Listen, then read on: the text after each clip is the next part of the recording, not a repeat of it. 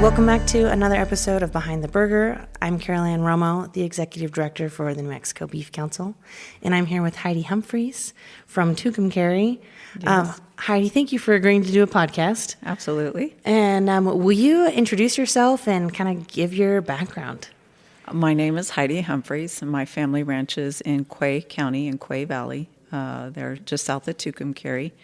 Although I did grow up on a ranch in northwestern New Mexico in Rio Arriba County. We sold that ranch probably about 20 years ago and bought this place in Tucumcari. And tell me a little bit about your ranch there.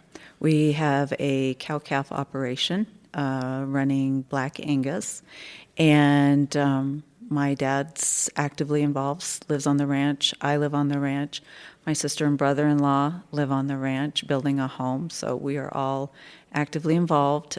Two nephews, they're both currently in two different directions in the United States, but both have an active interest in the ranch and hopefully come back someday. And when we talk about your sister and brother-in-law, so they were some of our first podcast guests. They were the guinea pigs, as we say, Justin and Cheryl Knight. So we're grateful that they did it and didn't tell you, run away, don't do it. Right. But I really appreciate your family's willingness to share, to be involved, and I think that's a really obviously important thing, and just appreciate you guys being open to that. Mm-hmm. So what would you say, can you tell me about New Mexico's landscapes and how they impact what you guys do, the climate and landscape? Oh gosh, New Mexico has a variety of landscape and climate conditions. Growing up in northwestern New Mexico, Rio Arriba County, I mean, we could have a frost into June and an early frost into September. So it did a very different, and an elevation of about 7,200. So very different climate. Eastern New Mexico, elevation about 5,000, 4,800. More grass, less mountainous, lovely winds in the spring. But I think as long as people have adapted to their area and make a success out of their family operation, it's doable in any part of the state. Yeah, absolutely. I think adaptability is probably a middle name of a rancher, or should be. Mm-hmm. So tell me about that, your family operation. You guys are obviously willing to work together and then also have some jobs in town, right? Because sometimes living the dream of ranching doesn't pencil out all the time, right? Right. So my dad has retired completely and is pretty much ranches and does his thing and stays on the ranch, which he's earned that right, and has built and created a wonderful ranch for us and a herd. Yes, my sister and brother-in-law are actively involved in some other occupations as well as me. I'm a flight attendant for Southwest Airlines, just celebrated 27 years with them. So that provides me an opportunity, it provides extra income, provides my benefits, but yes, it provides me an escape once in a while if I need to get away.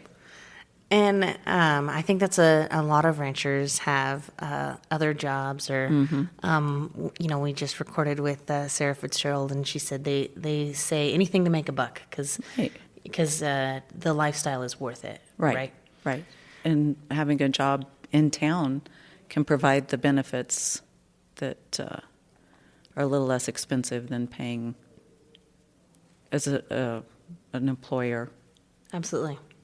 Insurance and retirement and all the things that maybe I take for granted living in town and having a town job, right? Mm-hmm. That if you're ranching full time, you're gonna have to pay that to take care of yourself, right? And your employees if you have them. Mm-hmm. What do you think is one of the biggest challenges you all face in your ranch? I would say probably the climate, and it's pretty arid, eastern New Mexico. You're constantly grass management, pasture management, and building a quality herd, which I think we have done very well. And I think that the climate, the landscape, and building a quality herd. It's a hard job. It's a constant job, but it is very rewarding in the end. Absolutely. And how do you think you got to the place where your herd is, or what is the, what's been the steps to get there? Because I mean, I look at your cattle and I think they're beautiful, right? What little I know about that. I think working at building a uniform herd, adapting to what the market wants, what people want. Black Angus, Angus Association has done a phenomenal job of marketing the Black Angus. And so I think building that market and filling the niche that people want. And then things are like we're looking at the screwworm, something that hasn't been here since the 50s or 60s. And you talk to those people, it's something I don't want to deal with. So adapting and being observant and on top of health issues, political issues, environmental issues. It is a day in, day out fight for us. Yeah, and you are, I've met you at a New Mexico cattle growers event before. You are always at these events because of that, right? You're getting your community and your information so that you can do a better job, right? And share with neighbors absolutely. that don't attend. Yeah, absolutely. And especially right now with the screwworm, like you said, there's a biosecurity meeting happening right now that we'll go back to, and I think anything we can do to learn from each other is always a good thing. And be proactive. Yeah, absolutely. Not reactive. Yeah, right. Because if we can have a conversation, I mean, using screwworm again as an example, if we can proactively have a plan for if it comes to the States, that will be better than just sitting around saying, oh, we hope it doesn't. Right. We do hope it does not. Right. And if it does, there's steps. And one of my favorite steps is they already have kits in every county extension office to test, so that if you see a larva on an animal, even if it's wildlife, that you can get a kit, submit it quickly, because any sort of larva on an animal, we want to know, or the state vet and the USDA and everybody, it's a reportable disease. Right. Everyone wants to know, because we need to know if it comes. We need to know as soon as it does. Right. Absolutely. Proactivity is very important. Can you give an example of how you care for your cattle to ensure their health and well-being? Oh, gosh, you're out there almost every day. Somebody is going through the herd, looking for stuff, sickness, not being in the right place, how they like to find a hole in a fence, or if we've had rain and it washes out a water gap. It's a constant. And I think the love of the land and the animals is part of the job, and watching for those things, like I just said, the disease, sickness. And then, ours are big pets. They see you coming, and they are right there, most of them, wanting some little handout, and that provides the opportunity to walk through. A lot of them have personalities, and if some of them like the treats more than others, and if you're not paying attention, you could get a little nudge that might knock you over. Right. Yeah.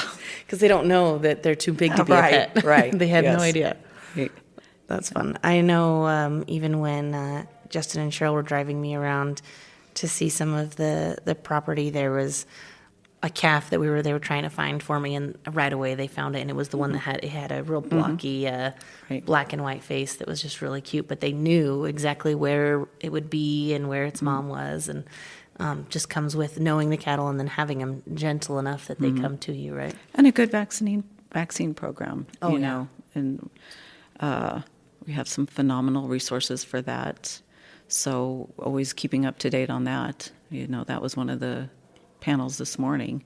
So that's one of the things as well. Yeah, another way you care for your cattle.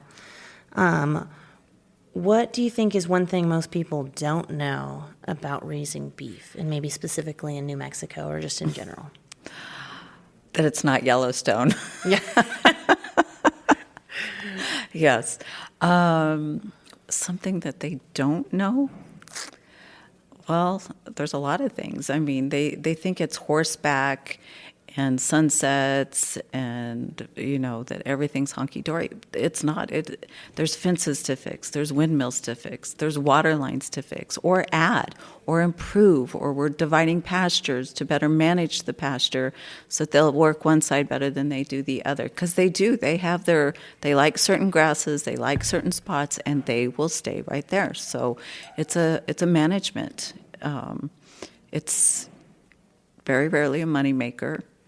We're in it because we love it. We love the land, we love the animals, we love our family, we love our country, and it's a way of preserving all of that and passing it on. Stay with us. We'll be right back. This episode of Behind the Burger is brought to you by the New Mexico Beef Council. At NMBC, we're all about supporting New Mexico's ranchers and bringing the story of beef to life, from pasture to your plate. If you're enjoying these conversations, be sure to follow us on social media to keep the journey going. You'll find us on Instagram and TikTok at NMBeef and on Facebook at NM Beef Council. We're sharing ranch life, beef tips, recipes, and the people behind the plate. Come be part of the story. Oh, yeah, and I always say I'm very thankful that someone like you is willing to do that, and that you make those sacrifices and put in that hard work so that the legacy continues, and so that we have, safe, nutritious, and delicious beef on our table, right? Right. What's the best piece of advice you've ever received? To live in the moment, to enjoy that moment. When you're horseback and you're riding through the herd, or you're with family or friends that are helping you, you're building memories. And I think just live in the moment, in that minute, and enjoy it. Absolutely. I think, I that's great advice. Great advice. I heard a video recently that said the advice was to romanticize your life in those little moments. Think of it, romanticize it, and I think when I think of ranching, it's romanticized in my head, right? And not the romance like, mushy-gushy romance, but just the romanticized of getting that, peaceful moment in the, amidst, a world of hard work and other problems and other things that you have to fix. But those moments, that's a great advice. What is something you're excited about in your operation right now? Gosh, Carolyn, I have never thought about that. I think that because we're family operated, we get along. We all have the same goals of improving the herd, improving the ranch. I think that. Yeah. Oh, that's something to be excited about and to be proud of, that you can have a family business where you're on the same page and moving forward. Mm-hmm. Absolutely. And to be able to pass it on, that's the goal. Yeah. Oh, and the ultimate goal, I keep saying there's not a lot of industries or careers or businesses in general that have the goal of passing it on and actually get to do it. Right.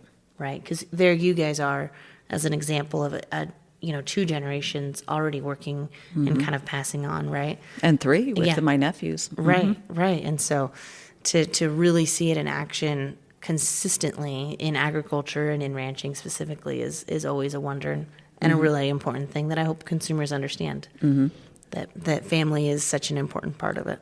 Absolutely. Yeah. What is your favorite part of your job as a rancher? Oh, I think the rewards at the end of the day. This fence building or repair is my favorite thing? No, but it needs to be done. It has to be done. And when you're done at the end of the day, it's rewarding. You can look back on that fence and say, we did that. or the calves. Sometimes you have to assist and help pull a calf, and sometimes they need a little extra help. If they lose their mother, then we're bottle feeding, and that is, it's work, but it is so cute and it's so rewarding. And then when you can finally turn them out, that's a good thing. Yeah. The sunsets, I mean, it is so hard to pick one thing, but it's rewarding at the end of the day. Why do you do what you do? What makes you keep going? The reward, the love of it. In my other job, people ask that, and it's hard it's in our blood, it's in our heart, it's in our soul. And that's even the same thing for New Mexico. People are like, oh, New Mexico. And I said, there is something about it that draws us back here time and time again.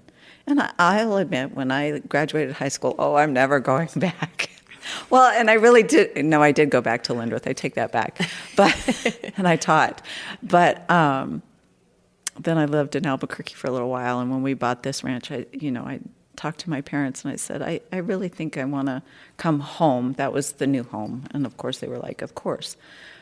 There's just something about it that, again, it's the reward at the end of the day. It's the family. It's seeing wildlife that other people don't get to see. Or, you're out horseback and you find an arrowhead or some old homestead or, something that other people just don't get to see or enjoy. Yeah. It is the love of the hard work at the end of the day. And that's truly inspirational and wonderful, right? I think you have to have that love so that you can make the sacrifice. Yes. Is there anything else that you would like to add about the beef industry for someone who is not familiar? That it's healthy for you. That it provides an excellent meal at the end of the day that will feed your family and covers all the good nutrition that you need. Yeah. Absolutely. And we have a lot of resources on our website, nmbeef.com, and we believe it's a high-quality protein. What is it, more than 10 essential nutrients and a significant source of zinc, iron, and protein. It is absolutely a healthy meal for your family. Yes. Yeah, and especially, protein is kind of a hot topic of conversation. It's always been important for us. Right. And we talk about it more often now. If you're looking for high-quality protein, beef can and dare I say, should be a part of. Right. And some people I come across are vegan or, and I'm like, look at the products, the ingredients on your fake burger compared to mine. You've got 5, 6, 10, I don't know, to my one. And then it's the antibiotics in it or the hormones. And so I'll go down that road with them. Oh, yeah. And I would say the important thing is, too, that we live in a country where you can have food choice. Yes. So you can read a label and check what you want, and you can choose an antibiotic-free or an all-natural program, or you can whatever you choose. We support that, right. And we encourage you to read about how healthy beef is, right. And to look at the ingredients. Yeah, because it's if you want a burger with one ingredient, beef is a great and the byproducts choice. That come from cattle. Oh, absolutely. We love to talk about how multifaceted the beef industry is and how you can find beef. My favorite thing to say is it's an important part of insulin, that life-saving medication, right? That is a beef byproduct. What do we say? Insulin and insulation, crayons and cosmetics. Yes. Tennis racket rings. Right. I think there used to be a little, the butcher, the baker, and the candlestick maker, something like that we covered every little aspect of that. Yeah, I something think came from. Ag in the Classroom has a program like that Something that's really like- neat. Yeah, through New Mexico Farm Bureau. They do a great job. And then nowadays too, beef tallow is coming back Yes. around, and it's great for skincare. It's great for cooking. I've been cooking with it a lot, and then I do have some tallow products that a friend gave me. I've used for chapstick and lotion, and yeah, it's more than just what it is. It's also our shoes and our belts and your jacket, right? I think my jacket even has some leather on Yes. it, and a spill. Cowhides for your rugs, your decoration. The hair, they make paintbrushes, or fine little paintbrushes out of everything. Yes, yeah, it's an important part of our life. I think I've even heard some carpet comes from. There's pieces in carpet, and there's byproducts in footballs. Even though footballs are called pigskins, the modern day football is cow leather, from what I understand. And yeah, it just goes on, and it's such an important part of our world. And we're grateful for ranchers like you that help provide that, because again, a world without beef is more than a world without a food product. Right. What is a piece of advice you'd give someone that might want to follow in your footsteps? I would say visit with other producers, other families. Check your resources. I think there's a lot of resources out there that can help you. I know there were some programs that were really trying to help younger people get started that maybe didn't have a family that's in it, but that's something that they want to do. So, and you can find anything on the internet now. Yeah, well, you can Google it. Yes, absolutely. And some of the organizations we work closely with would be the New Mexico Cattle Growers Association, the New Mexico Farm and Livestock Bureau, Wool growers. Yeah, and wool growers, and I'm sure I'm going to leave some out, but I just think even New Mexico Livestock Board has a lot of information on their website, and the more you know, the more empowered you might be. Right, and start small or jump right in. Yeah. Yeah, absolutely. Find a little piece that makes you happy and go from there. Absolutely. I know me and my husband have just roping steers, and that makes us feel pretty cowboy some days and pretty not cowboy most days. Well, my last question, I always say it's my favorite question, maybe the most important question. What is your current favorite way to eat beef? Do I have to have one? No, gosh, no. You can, if you have more, even if you have more recipes. I love a good green chili cheeseburger. Oh, absolutely. Medium rare, and it's got to have New Mexico green chili. Yes, oh, absolutely. Traveling like I do, and you see chili on the menu, I'm like, no, I'm not going down that road. And a good steak and green chili stew. This is the time of the year that's one of my favorites, and it's easy. It's not that hard. You can cook it in the house, so your burgers and. Absolutely. Well, I know one of the times I asked the question, they said, I said, "What's your favorite way?" And they said, "Often." And I said, "Well, that's a pretty good answer." Good answer. I like that one. Yep. So if you've got a lot of options, you are eating beef often. Well, perfect. Well, thank you so much for agreeing to do the podcast. You're welcome. Thank you for being a volunteer with New Mexico Cattle Growers, and being here, being connected to what's going on in the industry, and most importantly, thank you for the work you do to feed the world. It's our pleasure. Awesome. Thank you. Thank you.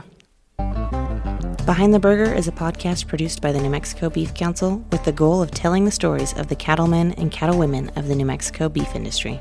Thank you for joining us for today's episode. If you would like more information, please visit nmbeef.com. Whether it be a burger, a steak, or another beef dish, we hope you are enjoying beef at your next meal.